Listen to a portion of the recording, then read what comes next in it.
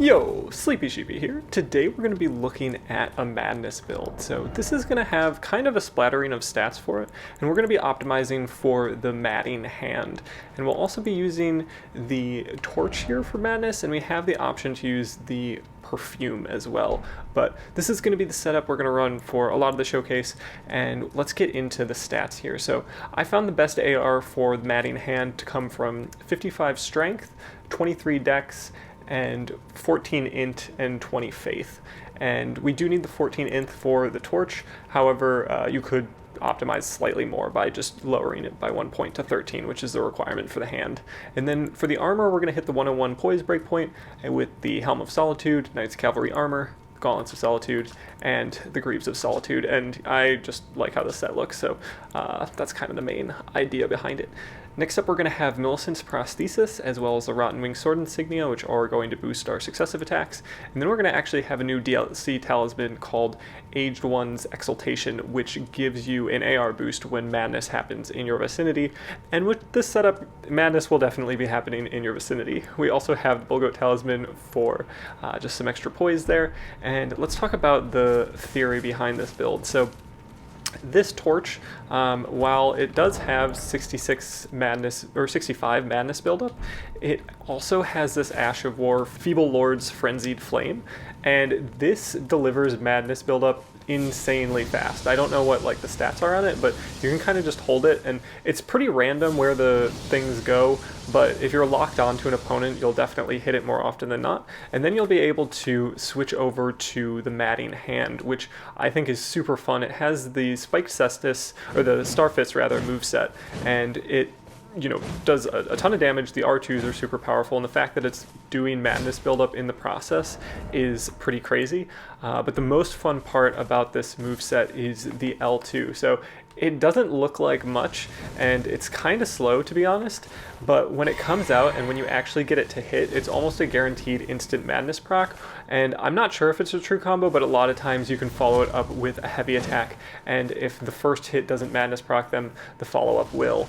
And that guarantees you a 2-hit combo with the R2 followed up by another R2. So if you're close to a player and you kind of get there at the very beginning of the madness proc, you'll be able to get 2 hits for free that are both heavy attacks. So it's crazy damage, and you're also getting successive attack bonuses in the process, as well as the AR boost, because you've just procced madness on your opponent. So really everything's working in your favor in that moment, and the burst damage potential is huge. So I think the playstyle for this is kind of funny, because you're spending a decent amount of time just getting madness built up on your opponents at the beginning, so you're kind of just using this Ash of War a little bit, or likewise if you would rather use perfume, you can be going for just a lot of the jumping R2s, and just kind of getting madness built up, and you're not doing that much damage, and in the moment it's not scary for your opponents. They just think like, what is this person doing?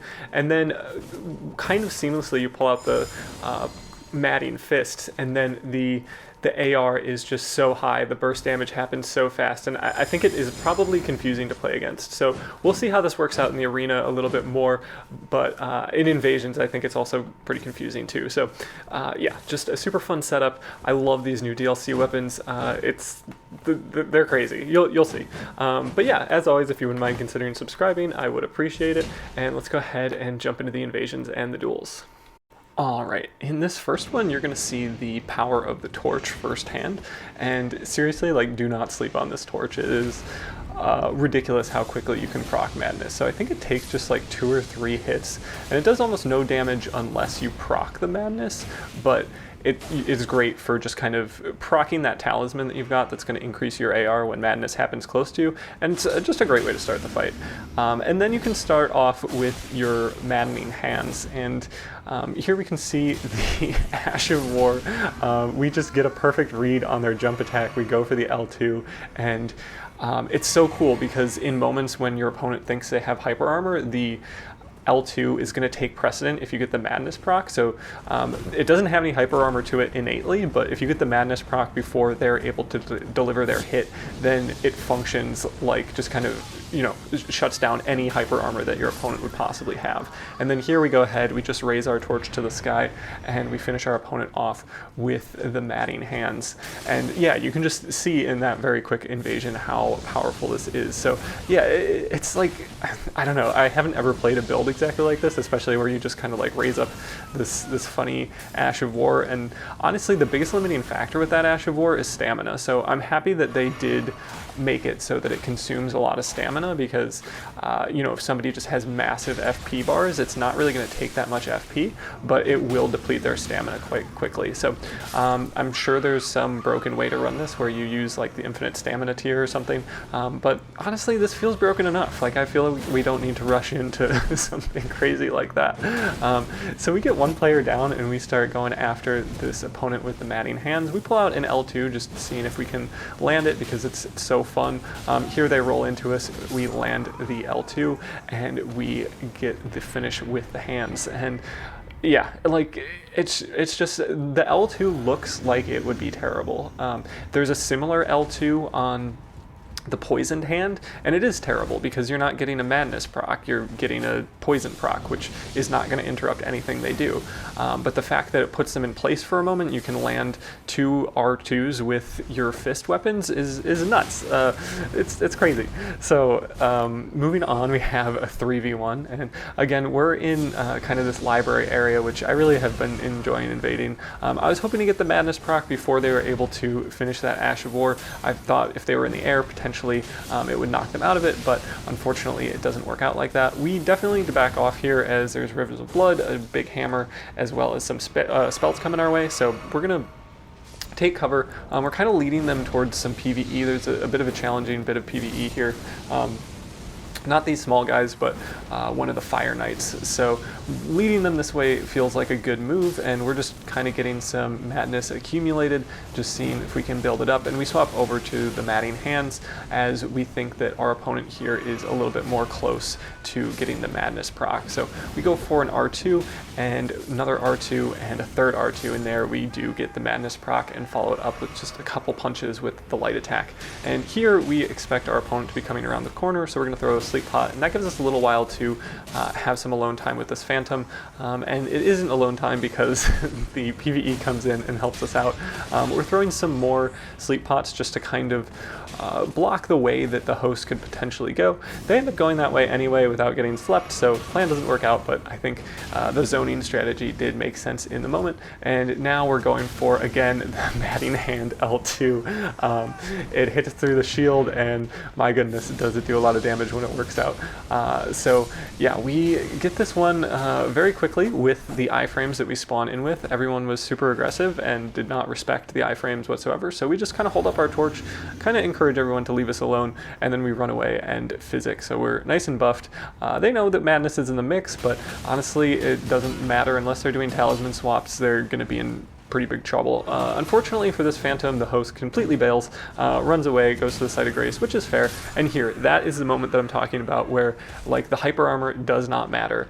They would have gotten priority in that moment over my poke, because they were going to be, going for a crouch poke with a colossal sword, but mine came out faster and it interrupts whatever they're trying to do, and we get the madness proc. And yeah, it's just like moments like that where you just shut something down that kind of confuses your opponent because you're doing a ton of madness buildup is awesome. And it's just a really fun way to play madness. And it's like Inescapable Frenzy was fine and definitely fun, but this feels so much better because you don't have to worry about like people rolling through it and you kind of getting the grab, but it doesn't confirm.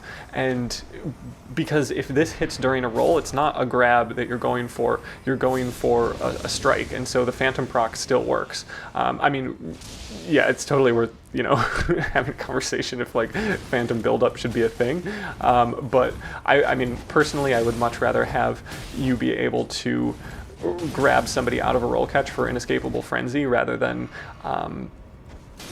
be able to get phantom buildup. But if we are going to have phantom buildup in the game, the fact that it works like this is so much fun to play, especially with just this L2 that has no business being any good, but the way that it works out is just phenomenal, and especially in one-on-one situations, which this current situation is very much not. We're being pressured quite a bit by a lot of bleed-based weapons, so we have power stance great katanas as well as I think it's power stance scavenger swords. And what we do here is we just hold up our little madness torch, and it just like repels the enemies. Everybody kind of bails because they don't want to get madness procced immediately, and that's such like a nice element of this. It can be used for aggression or also as kind of like a turn and burn / get off me. So here we hit the madness proc on that player, and somehow they're able to roll away, but we do finally get that little bit of extra damage that we needed, and we can focus on this player with the bleed curved sword. So we're going to go ahead and get our FP back to full. We had a bit of a back and forth, but eventually we do get a couple heavy attacks with the fist weapons, a couple just running light attacks. We're accumulating madness with every strike, which is great. We pull out the torch as they try to run away, and that allows us to get the madness proc that we needed, and we come out with the victory. Next up we have 3v1 here, and we just go ahead and madness everyone simultaneously. This player did a great job of running away, and that sounded sarcastic, I realize, but they're doing a good job of like jumping and changing directions very suddenly and kind of punishing the fist moveset, which has some pretty straight line based tracking in most cases, and unless you're free aiming and know the direction your opponent's going in, it can be difficult. So here I absolutely did not mean to try to eat some boiled crab, and I nearly died because of it, but fortunately the PvE got in the way of this player and I was able to back up. And here we go for a strike, and I'm not sure exactly what happened there, if I guard broke them or if the hit stun was just kind of long, but that felt like that comboed into heavy attack. And the host does die, and fittingly I do manage to get myself madnessed by the just before the invasion ends. So fun moment there. Next up we have a 2v1 in this kind of swamp area, and here the host kind of left us alone, me and this phantom, and that allowed me to get a nice quick madness proc and then start aggressing with the fists. They're going for great katana, power stance moveset, and they go for some running pokes. I imagine that's just like the running L1 where they both come out simultaneously. So it's kind of scary, but it doesn't have the best tracking. So we were able to avoid that nicely there. And then we're going to be challenged by both players simultaneously, so it makes sense to back off a little bit. We're also trying not to get poisoned, just because, we'd like to keep that HP if we can. And now some bugs are helping us out a little bit. Unfortunately, we weren't able to get the heavy attacks that we wanted due to the host. Well, the Phantom was madness procced, but we do begin a fairly sufficient chase down here. The Phantom starts going for that Weed Whacker Ash of War, which is honestly pretty scary. I feel like you really need to back up for a little while, but people do have a tendency to hit L2 buttons over and over and over again, so it's not a bad idea to try to punish it with a jumping attack. So here we nearly kill the host, but we'd prefer to get the Phantom first, and we just hit them with the L2 button. It does the full madness proc, and that gives us the opportunity to get the rest of damage. So yeah, like I don't know. I definitely lost some invasions during this showcase, but rewatching these is kind of cracking me up, because this build is just absolutely silly. Like, you should not be able to do the things that we're doing in this showcase. Like, how easy was it to get that madness proc?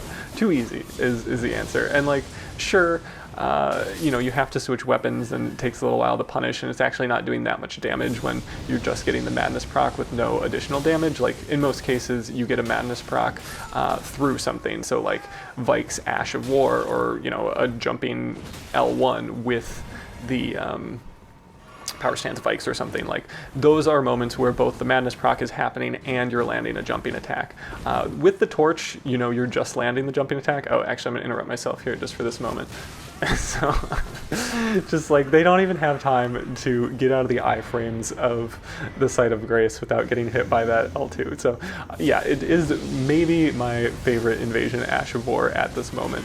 Not the L2 on the torch, the L2 on the hand. I just think it's so funny, and it functions so similarly to a grab, which is really satisfying, but it just gives you something more fun, which is, a follow-up R2 followed up by another R2. But yeah, kind of back to what I was saying, like the one saving grace of the torch is that it doesn't actually do that much damage while you're proccing the madness. You have to be doing something like some sort of follow-up attack that does do a decent amount of damage, and the AR is pretty low, so you know, if you go for a running heavy with the torch, it's not that significant. There is enough time to swap over to the fists and get some more damage, and I wouldn't be surprised if somebody finds a very clever way to do a ton of damage after the torch lands, but at least if you're just using the torch L2, it's not horrible, but you know, this is coming from somebody that has been playing this torch a lot and not on the receiving end of it, so I might kind of change my tune after that.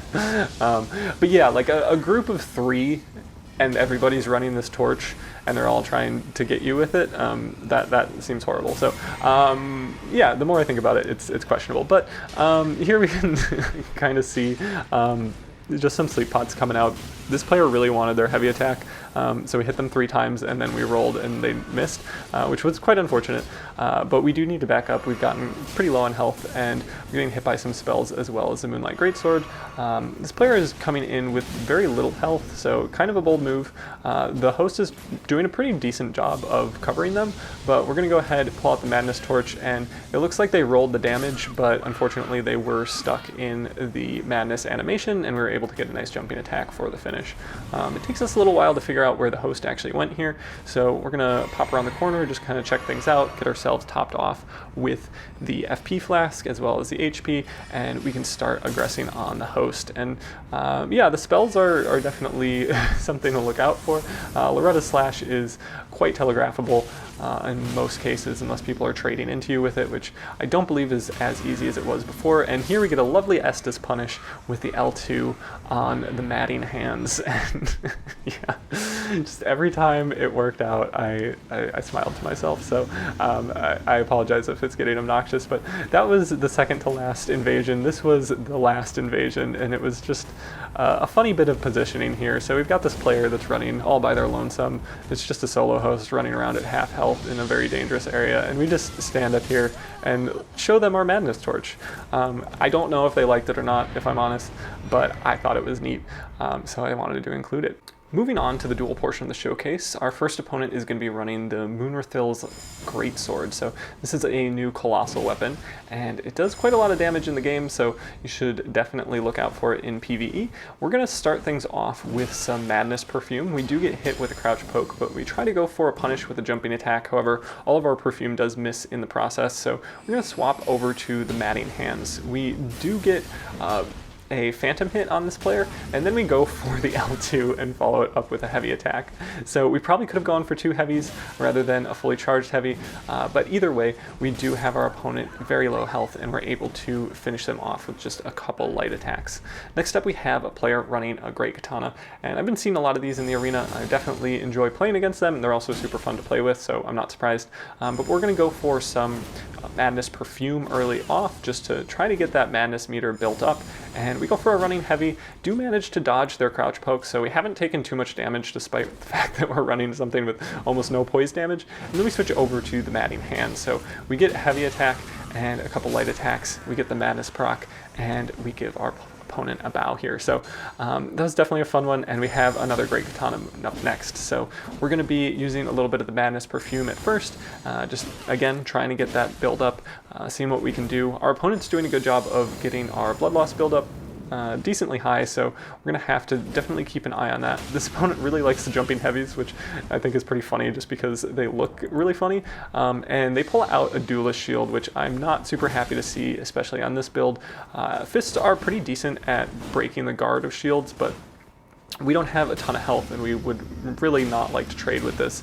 And in that moment, you can see why. We take quite a bit of damage and do something in the 30s, but we are building up Madness, so that does help. And then our opponent swaps over to the Great Katana again, so that allows us to be a little bit more aggressive, get some poise breaks, and we're getting a number of hits as well as phantom hits. Unfortunately, they do switch back over to the thrusting shield, but as they block, they can't block the Madness, and we finish them off for the victory. Our next opponent here is going to be running power stance katana setup, I believe. So they've got one katana out. They go ahead and buff their HP, which was a bold choice. They do take some perfume to the face. It's not doing much damage, but it is building up madness in the process. And we do back off a little bit. We're not totally sure how much madness we've built up, but we've gotten some hits in with the perfume, so we can feel fairly confident that their madness meter is, at least more than halfway.